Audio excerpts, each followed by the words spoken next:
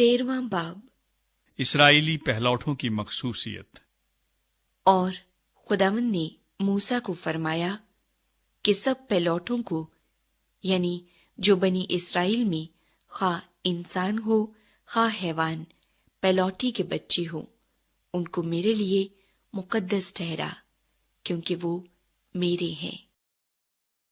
بے خمیری روٹی کی عید۔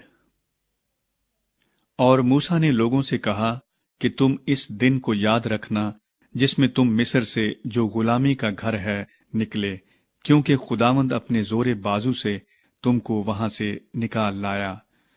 اس میں خمیری روٹی کھائی نہ جائے۔ تم ابیب کے مہینے میں آج کے دن نکلے ہو۔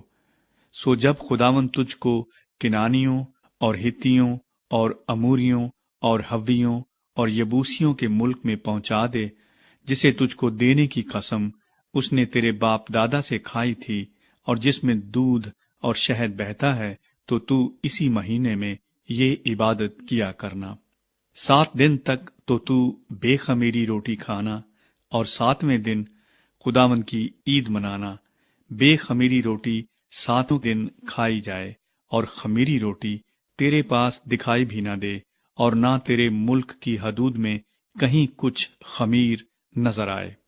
اور تو اس روز اپنے بیٹے کو یہ بتانا کہ اس دن کو میں اس کام کے سبب سے مانتا ہوں جو خداوند نے میرے لیے اس وقت کیا جب میں ملک مصر سے نکلا، اور یہی تیرے پاس گویا تیرے ہاتھ میں ایک نشان اور تیری دونوں آنکھوں کے سامنے ایک یادگار ٹھہرے، تاکہ خداوند کی شریعت تیری زبان پر ہو، کیونکہ خداوند نے تجھ کو اپنے زور بازو سے ملک مصر سے نکالا۔ پس تو اس رسم کو اسی وقت معین میں سال بسال مانا کرنا۔ پہلوٹے خدا کے ہیں۔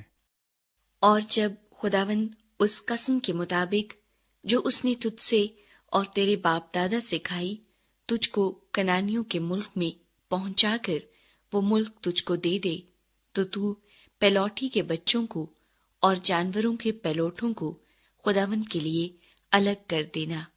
سب نر بچے خداوند کے ہوں گے، اور گدھے کے پہلے بچے کے فدیے میں برہ دینا، اور اگر تو اس کا فدیہ نہ دے تو اس کی گردن توڑ ڈالنا۔ اور تیرے بیٹوں میں جتنے پہلوٹے ہوں ان سب کا فدیہ تجھ کو دینا ہوگا۔ اور جب آئندہ زمانے میں تیرا بیٹا تجھ سے سوال کرے کہ یہ کیا ہے، تو اسے یہ جواب دینا کہ خداوند ہم کو مصر سے جو غلامی کا گھر ہے بزور بازو نکال لایا، اور جب فرعون نے ہم کو جانے دینا نہ چاہا تو خداوند نے ملک مصر میں انسان اور حیوان دونوں کے پہلوٹے مار دیے۔ اس لیے میں جانوروں کے سب نر بچوں کو جو اپنی اپنی ماں کے رحم کو کھولتے ہیں خداوند کے آگے قربانی کرتا ہوں، لیکن اپنے بیٹوں کے سب پہلوٹوں کا فدیہ دیتا ہوں۔ اور یہ تیرے ہاتھ پر ایک نشان اور تیری پیشانی پر ٹیکوں کی مانند ہوں، کیونکہ خداوند اپنے زور بازو سے ہم کو مصر سے نکال لایا۔ بادل کا ستون اور آگ کا ستون۔ اور جب فرعون نے ان لوگوں کو جانے کی اجازت دے دی تو خدا ان کو فلسطینیوں کے ملک کے راستے سے نہیں لے گیا، اگرچہ ادھر سے نزدیک پڑتا، کیونکہ خدا نے کہا ایسا نہ ہو کہ یہ لوگ لڑائی بھڑائی دیکھ کر پچھتانے لگیں اور مصر کو لوٹ جائیں، بلکہ خدا ان کو چکر کھلا کر بحر کلزم کے بیابان کے راستے سے لے گیا، اور بنی اسرائیل ملک مصر سے مسلح نکلے تھے۔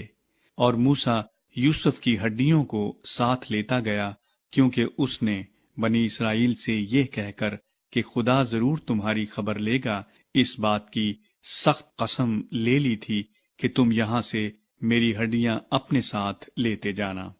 اور انہوں نے سکات سے کوچ کر کے بیابان کے کنارے ایتام میں ڈیرا کیا، اور خداوند ان کو دن کو راستہ دکھانے کے لیے بادل کے ستون میں اور رات کو روشنی دینے کے لیے آگ کے ستون میں ہو کر ان کے آگے آگے چلا کرتا تھا تاکہ وہ دن اور رات دونوں میں چل سکیں۔ وہ بادل کا ستون دن کو اور آگ کا ستون رات کو ان لوگوں کے آگے سے ہٹتا نہ تھا۔